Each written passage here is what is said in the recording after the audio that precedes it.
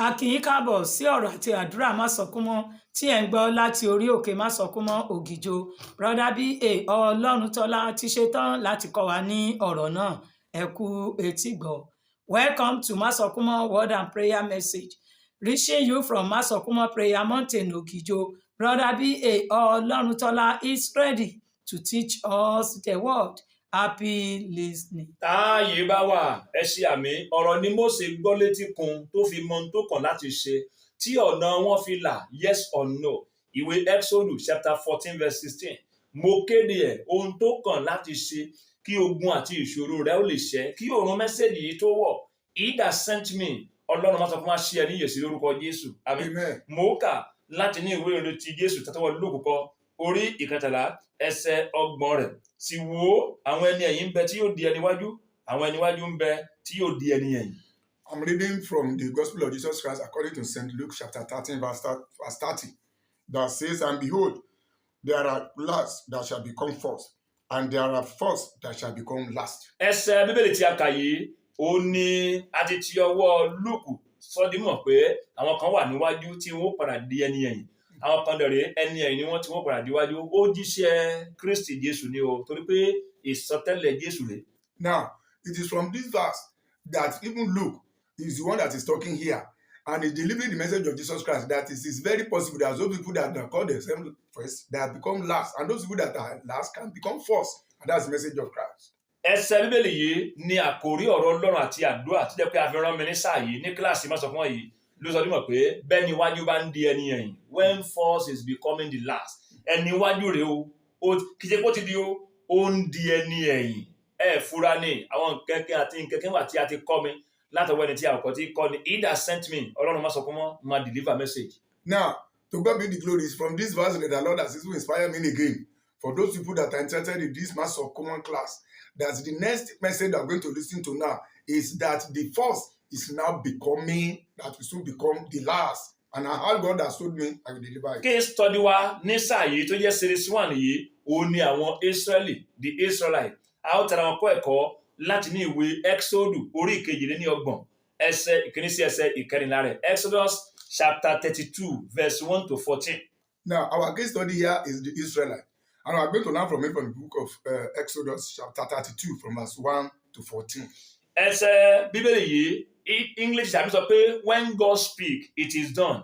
Tó bá jẹ́ pé Ọlọ́run ló sọ̀rọ̀ ohun tí Ọlọ́run tó dá kútí kò nípa tó dá ẹ̀jẹ̀ tá jẹ́ òle ohun tó sọ yẹn máa padà ṣẹ ẹni tí ó bá wà láyé tó bá ń ṣiyèméjì pé Olúwa sọ̀rọ̀ ohun Olúwa ni tó jẹ́jẹ̀ ní òun pé ò ní ṣẹ àjẹpọ̀ òun tó ń ṣàbòsí. Now, in as much as this statement of this word comes to Jesus Christ that knows from end from the beginning, then that statement must come to pass for anyone that believes such that the moment it is God that speaks, then it will surely come to pass. Mo ka Bíbélì mi dé ìwé ìrètí Jésù etí àti ọwọ́ Máàkù orí kẹtàlá ẹsẹ̀ ìkọkànléníọgbọ̀n ìwé ìrètí Máàkù orí kẹtàlá ẹsẹ̀ ìkọkànléníọgbọ̀n rẹ̀ pé ọ̀run ayé ló máa kọjá ọ̀rọ̀ ọ̀hún kíní ẹ̀ tí kò ní lọ láì ṣẹ o tẹ́lẹ̀ wá bí àwọn èèyàn lérò lónìí pé ọ̀rọ̀ tí Jésù wá sọ yóò ṣẹ tàbí kò ní ṣẹ àwọn èèyàn dáhùn pé kò sí ọ̀rọ̀ kan tó máa jáde lẹ́nu Jésù tí ò ní wá sí ìmúṣẹ.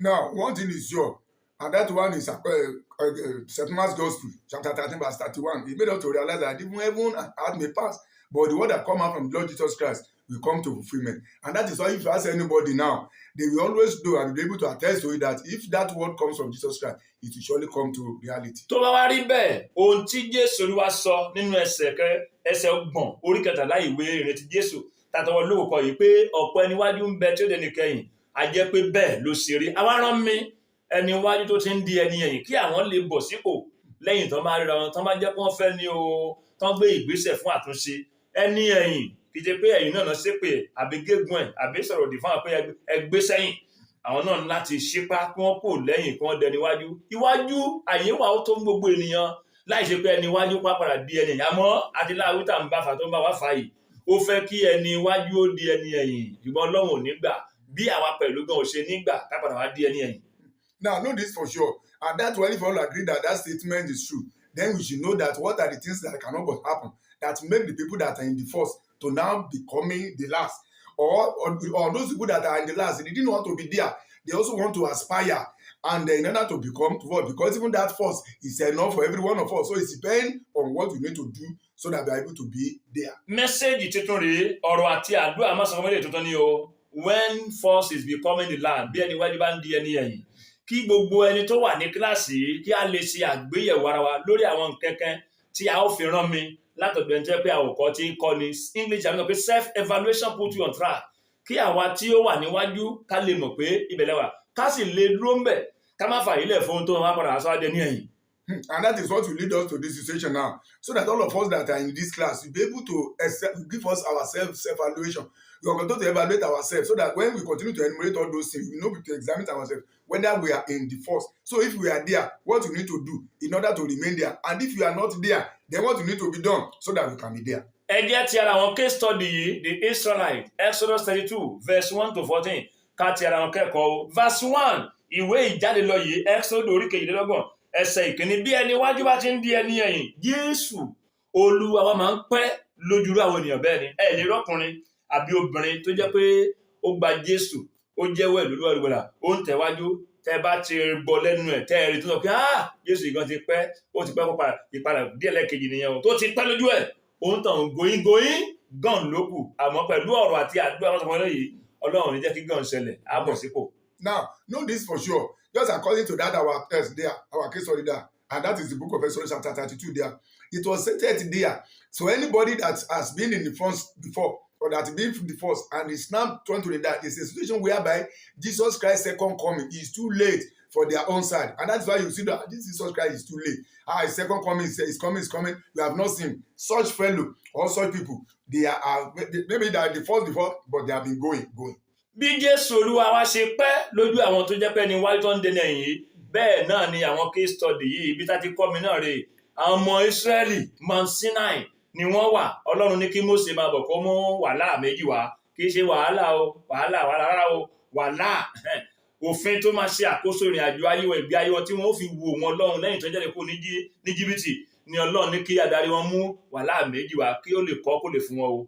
Àmọ́ lójú àwọn ọmọ Ísírẹ́lì Mósè ti pẹ́ bí Jésù ṣe pẹ́ lójú àwọn èèyàn lẹ́ni náà nìyẹn o. Gbogbo ẹni tẹ́ bá ti rí pé Jésù Olúwa ti pẹ́ lẹ́ẹ̀kejì kó tó pàdé yìí ó ti ń di ẹni ẹ̀yìn. Now you can see the leader of the Israelites was commanded by God that you come and meet him, and he must be there as at that time, so that they can be able to, with just 2 stones, so that they can write all those laws that will guide them as they are going in their journey, in getting to where they are going. But you could believe that the Israelites, Moses was too late concerning them, and that is why when you see some people today, that the moment that they were complaining or they were emphasizing on this too late or the second coming of Jesus Christ, those are the people that are going. English is pé true faith goes into operation when there are no answer. Ìgbà téèyàn ò rí ìdáhùn sí àdúrà rárá tó bá pẹ́ tó nígbàgbọ́ nínú Ọlọ́run, ẹni tí ò ní kú ni Ọlọ́run, ó dákú ikú ò lè pa, ó mọ̀ ìpàdé sáájú bẹ̀rẹ̀ Ọlọ́run ni òun ní lẹ́yìn ẹ̀ náà Ọlọ́run ni òun náà ní tó mọ̀ pọ̀ Ọlọ́run yà yìí ló wà kò kú, òun tàn wá gbàgbọ́ sílẹ̀ ní bọ́ǹtì bọ́n sọ̀rọ̀ ní irọ́ Ọlọ́run máa ṣe ṣùgbọ́n bí ẹni wájú bá ti ń di ẹni ẹ̀yìn, ìdáhùn àdúrà tiẹ̀, èsì àdúrà tiẹ̀ bí Mósè ṣe pẹ́ lójú àwọn Ísírẹ́lì tí wọ́n rí dàkúdà yìí náà lágbá ó tẹ̀ ti pẹ́ jù ìdáhùn àdúrà yìí gan èsì àdúrà yìí gan ó ti ń compromise going ní okùn gan.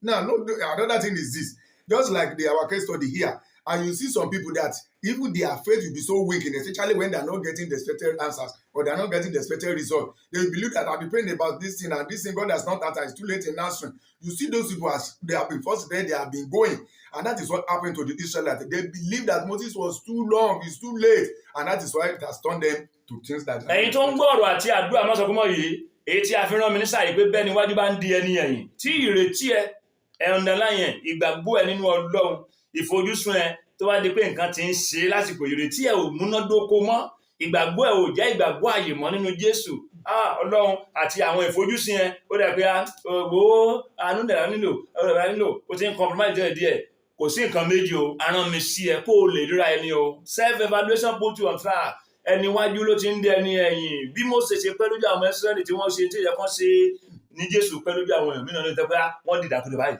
And that is why you need to take this one very seriously. And that is why in as much as your hope or your faith or your focus has been weakened to the extent that the hope is no longer there, the faith is no longer there, you have even lost your focus, then which means that you have lost everything, and that you have been going, and that as you have been first before, you are becoming the last, And that is what's happening to some people today. And that is why, to the extent that they are being compromised for little things now, they will shame because they know that, oh, the faith is not there again. Oh, it is only mercy we need. And the faith is, we are there instead of them to be strong. And that is what's happened to the Israelites. Mo ka Bíbélì mi dé ìwé Pétérù kejì orí ìkẹta ẹsẹ̀ ìkẹsàn rẹ̀ 2 Peter chapter 3 verse 9. Ọlọ́run kò fi ìlérí rẹ̀ jáfara bí èmi ẹ̀yin àwa wọn, ṣùgbọ́n bó ṣe ń gbọ́rọ̀ àti àdúrà wọn yìí, ìlérí ọjọ́ tó ti pẹ́, ṣé ó sì di gbínà pé Ọlọ́run kì í ṣèyàn ó máa mú ṣẹ tó bá ní jẹ́ pé no ni tí ọkàn àti ẹ̀mọ̀ pé máa ṣe àti ẹ̀rẹ́ ó ṣàṣèlérí náà ní àkórésí àkórìmúṣẹ dìsín ẹni wájú ló ti ń di ẹni ẹ̀yìn. Tí èèyàn bá ti ń ṣiyèméjì ìlérí Ọlọ́run nígbà tí Báíbù sọ pé Ọlọ́run kò fi ìlérí jáfara, ẹni wájú ní ẹni ẹ̀yìn ni. Now, know this for sure. Just according to 2 Peter chapter 3 verse 9 there, that God is not slack concerning the promise. No, if you are one of those people that you have been believing that despite the fact that God has promised this thing, we have not seen it. If your faith is not there, that in as much as it's God that have said it, it will surely come to pass. He will do it, even if other things are happening. But if you are not among those people that you're able to see, and you'll be continuing to just declare that, since he has even promised, you have been waiting for that promise, we have not seen it, your first has been becoming the last. Àwọn Ísírẹ́lì wọ́n rí Mósè pé ó ti pẹ́ lójú tiwọn, wọ́n ti rí Ọlọ́run lópùrọ́, kábíyèsí Ọlọ́run. Ẹ̀yin kọ́ tí Ọlọ́run bá dẹ̀ ti dàbí òpùrọ́ lójú ẹ, ẹbí ẹ náà ni òkèṣẹ́ ẹbí ẹ̀kọ́ o, torí níṣe ni ẹni wájú ẹ ti ń padà di ẹni ẹ̀yìn ló jẹ́ kó máa doubt, kó máa ṣiyèméjì Ọlọ́run. 23 verse 19 orí ìkẹtàléníogún ẹsẹ̀ ìkọkànléníogún ìwé Númérì, ó ní Ọlọ́run kì í ṣe ènìyàn tí yóò fi ṣèké a máa wí pé má ti ṣe bí, ṣùgbọ́n níṣe báyìí torí pé ẹni wájú ti lẹ́ni ẹ̀yìn níṣe lórí Ọlọ́run bí olóòótọ́ mọ́. Now you can see the Israelites, because Moses got late in coming back, they have begged God to become a liar. And that is what is happening to some Christians today. And that's why they will just believe that despite the fact that the Bible has confirmed it and said it in the book of Numbers, that God is not man, that he will lie. Anything that he has said is going to accomplish it. But in as much as you are now doubting whether he will even do it, whether he will not do it, you have known, we have not. If that is your own case, then your first has becoming the last. Mo ka Bíbélì mi dé ìwé orin Dáfídì orí ìkọkànléníàádọ́rùn-ún ẹsẹ̀ ìkẹrìnléníọgbọ̀n Psalm 89 verse 34 Psalm 89:34 sọ dímọ̀ pé májẹ̀mú mi lèmi kì yóò dà bẹ́ẹ̀ lé ọ̀rọ̀ tí ó ti ẹnu mi jáde. Ọlọ́run kábíyèsí Ọlọ́run lójú Sarah àti fada Abraham bá gbọ́ Ọlọ́run ti pẹ́ lójú wọn ni ìlérí yẹn ti pẹ́ jù ló jẹ́ kí Sarah pọ̀ mọ́ wa kí wọ́n kó gba ọkọ wọn nímọ̀ràn pé olówó orí mi ẹ wọlé tọ̀ wọ́n pẹ́ ní tí ò bá pẹ́ lójú ẹ̀ kò ní fún nímọ̀ràn pé wọlé tọ̀ Ágárì tó jẹ́ ẹrú lọ tó bá dàbí pọ́lọ́run ti ń pẹ́ ìdáhùn àdúrà pẹ́ èsì àdúrà pẹ́ Jésù lọ pẹ́ lójú ẹ̀yin tó ń gbọ́rọ̀ àti àdúrà mọ́tò wọ̀nyí nǹkan ti ṣẹlẹ̀ o nǹkan ti dé o ẹni wájú ló ti ń dé ẹni ẹ̀yìn. Now know this for sure. If you according to the scripture that says in Psalm 89 verse 34 there, then you'll be able to know that what God says will surely come to pass no matter what. Now, if you are one of those people, that is what happened to Sarah at that time. They believe that God is so personal concerning his promise, that God is flattering, is not bringing this result. And that is what caused even Sarah, even to inform or advise Abraham at that time, please go in and meet even my woman. And that is what happened to some Christians today. They believe that God is so late, God is so sly. And if that thing has been what is happening unto you, then you will be becoming loud. Ìwé Aláwìyé sọ pé adìyẹ tó bá pẹ́ lórí ẹyin ló pa wọn. English tàbí sọ pé delay is never a denial. It means that a thing is late does not mean it won't happen. Lójú ẹ̀yin tó bá ti wá pẹ́ yìí, ṣé ẹ gbàgbé pé ẹgbẹ̀rún ọdún lọ́dọ̀ ti Ọlọ́run àdọ́síwá bí ìṣọ̀kan kódà ẹgbẹ̀rún bílíọ̀nù ọdún lọ́dọ̀ ti wá gan lọ́dọ̀ tó lọ́run yìí bí alẹ́ kan péré ni o. Kí ló wá pẹ́ lójú yín? Wọ́n wá bímọ ogún lẹ́ǹtì wọn dé ọmọ ìlérí. Ọlọ́run ṣe padà fún fada Abraham àti Sarah ọmọ ìlérí àmọ́ ṣùgbọ́n ṣá wọ́n ti bímọ wàhálà lẹ̀ wọ́n ti bímọ ogún lẹ̀ kò tán lẹ́ẹ̀dì sí o. Now know this for sure. If that has been your way, you are the one that has even doubting God, believing that this thing is too late, or believing that God has not been able to answer it again. It has written your faith and everything. Then your first has become last, and that is what happened even unto Sarah at that time. At the end of the day, believing that God is so late, at the end of the day, God still gave them what He promised them. That child of promise will still come to reality. And before that one, they have gave back to the born woman that has caused problem that is still affecting us today. Gbogbo ẹni tí ẹ bá ti gbọ́ lẹ́nu ẹ̀ tó sọ pé ẹni bá ti kú Jésù Olúwa ìpadàbọ̀ Jésù lẹ́ẹ̀kejì tí ẹ̀ ti dé ni nínú àwọn oníṣẹ́ Ọlọ́run èmi ni ẹni tó kéré jù láàrin àwọn fathers and mothers in the Lord tí Ọlọ́run lò yìí àwọn bàbá wa ní Olúwa àtàwọn ọmọ ní Olúwa tán bá ti dúró tán bá sì pé ẹni bá ti kú Jésù ti dé ni o ẹ wo ẹ̀kọ́ òdì ni o ẹ̀kọ́ èké ni o ẹ̀yin ẹ má pẹ̀lú ọmọ jáko ẹ má pẹ̀lú jímèrè jáwúrà ẹ má gbà ẹ̀kọ́ yẹn o Ìṣe àwọn Àpọ́stélì chapter 1 verse 11 orí ìkíní ẹsẹ̀ kọkànlá Ìṣe Àpọ́stélì act ni ó ń jẹ́ bẹ́ẹ̀ pé ẹ̀yin ará Ísírẹ́lì Jésù yìí tí a gbà kúrò bẹ́ẹ̀ gẹ́gẹ́ ló máa padà wá. Ẹ wá ráwọn adarí tí wọ́n ń sọ bẹ́ẹ̀ pé Jésù ẹ̀ ti dé yẹn àwọn náà kọ́ self evaluation lọ ní gbé wá mo gbé dé ẹ̀sà ẹ̀wọ̀n ara yín lórí ẹ̀ n tó ṣe wọ́n ni pé ẹni wájú wọn ti ń dẹni ẹ̀yìn ni wọ́n ṣe yí ọ̀rọ̀ Ọlọ́run padà tí wọ́n lẹ́yìn tí Jésù bá ti kú Jésù ẹ̀ ti lẹ́ẹ̀kejì nìyẹn. Now, know this for sure, and that is what is happening to many of us today. Thank God that I'm the list of ministers that the Lord is using for our fathers and mothers today. When you see any one of the fathers that are saying that anybody that died now, and that at the end of the day, that is which means that the second coming of Jesus Christ has come. That is the end of that all. No, that is not. That's a fallacy.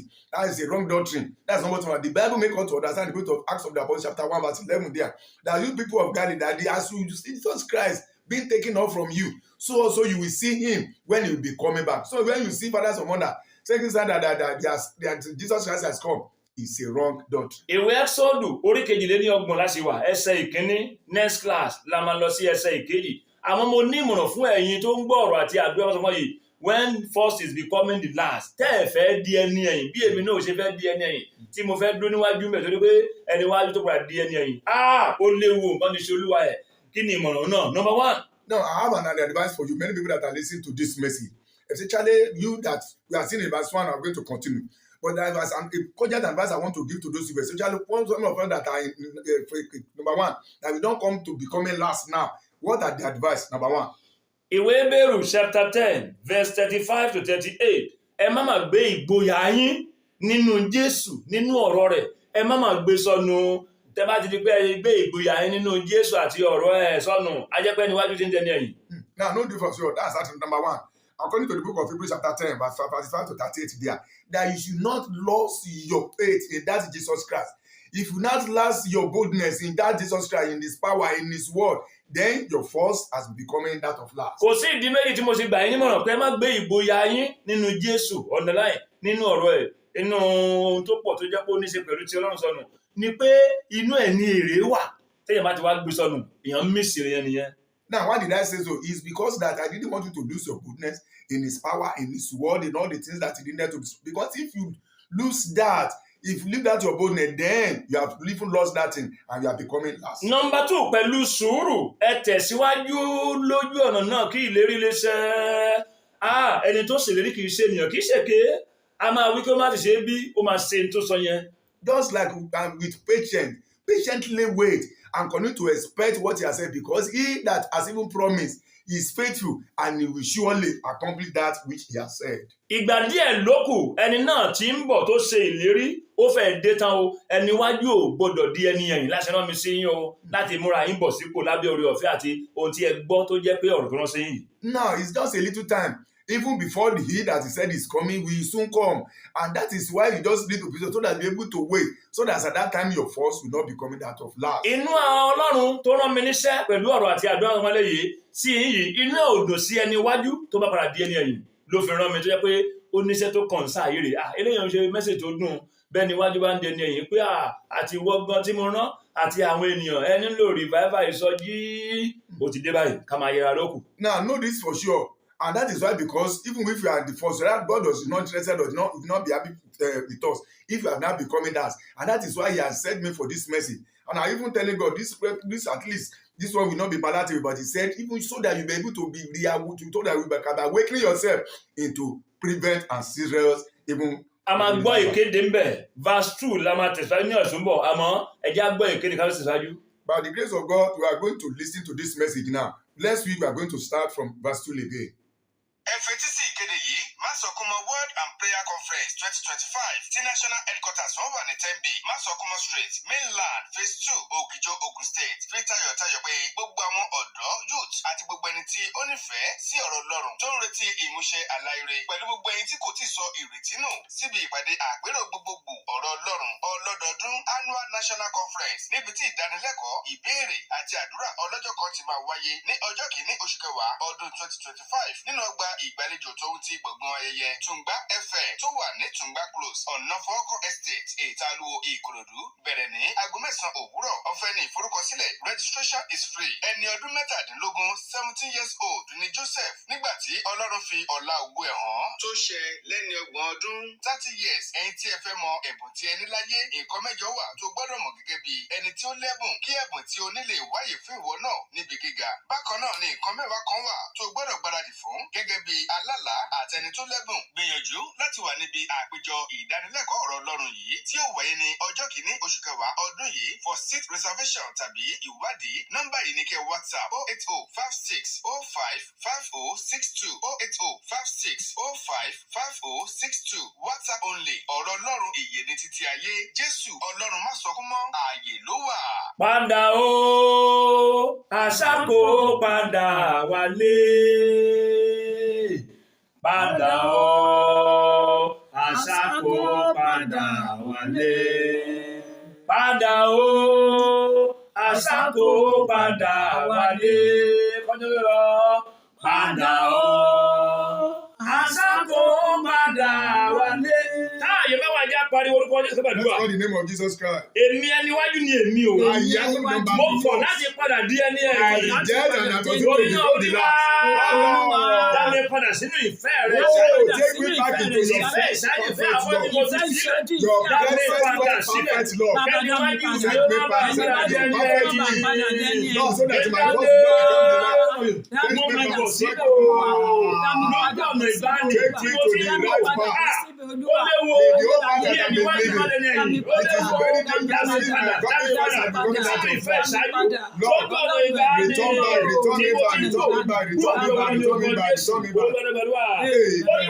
Lord, Dàbí lọ́wọ́ àdéhùn sàránì. deliver me from the hands of Tó Satan. sọ ní di ẹni ẹ̀yìn. That is continuing Àná to not gbàgbé bless gbàgbé me. gbàgbé Deliver gbàgbé. me, Lọ́wọ́ Lord. ẹ̀kan èṣù. From the hands of the Tó antics sọ ní of di ẹni Satan. ẹ̀yìn. That is not Dàbí somebody to lọ́wọ́ become ọ̀rọ̀ the last. àṣìlọ́nà.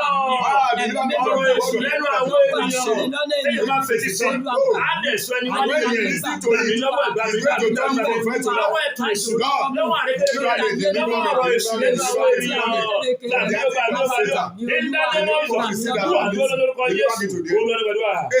ẹ̀mí mímọ́ tún ná mi dá, ẹ̀mí mímọ́ tún ná mi dá. Ogun ayé lè lálejò ó lé.